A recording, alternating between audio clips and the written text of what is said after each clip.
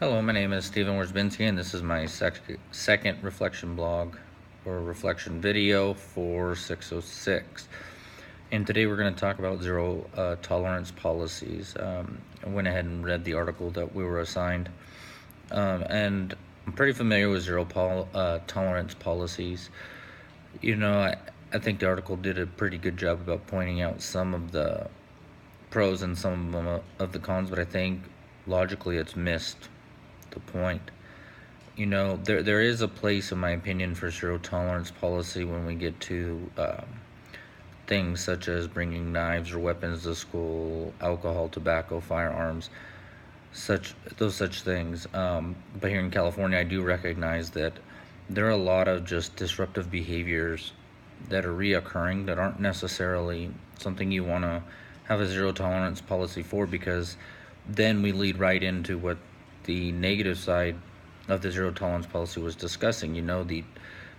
We're gonna help them go the school to jail pipeline, and it'll destroy their self-esteem. A lot of the stuff the students are doing in the class is shouting out, just being rude or disruptive. To me, there's interventions that we can put into place for these students to help them become successful. One of my philosophies is every kid kind of acts out for a reason. It's our job as a teacher to figure out what is the reason and how can we curb it. Yes, this takes time. It takes us away from just teaching in the classroom, but overall, if we want to make an impact on these students and their futures, this is stuff that we need to do. Expelling them or just pushing them down the line is not the answer. But like I said, even when we look at the newer laws in California, AB 1729, they kind of addressed this to an extent. We have our A through E, which is tobacco, firearms, weapons, stuff like that at school, and those are all expellable or suspendable and expellable offenses.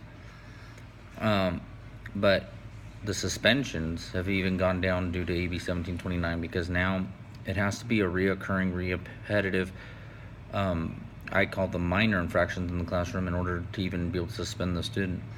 And I think this is crucial because we need to put in those interventions. A great resource that I have my staff using at my site is called pbisworld.com. And it's great if you can find any type of behavior. When it logs up, you find the behavior that the student's exhibiting, and there's 10 to 20 different interventions you can try with that student. That gives you plenty of time or plenty of options to try before we just jump to suspending a student for minor behaviors.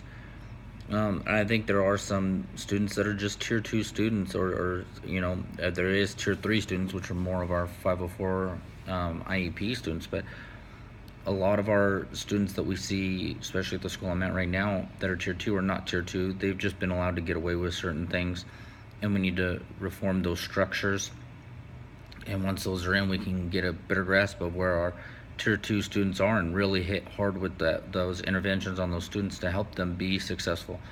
The last thing we want to do is continually push these students on and then have them end up in jail or end up in the system, because that's not doing a service to the community. So I think this is a crucial conversation that we need to have and sit down, and we have to draw the line. And I think in California we're making progress in that, but I don't think it's the perfect plan either. I think it's just stuff we need to sit down and continually work on so that we can better the system so that our students are set up for success in the future. And that is my reflection video. Thank you very much.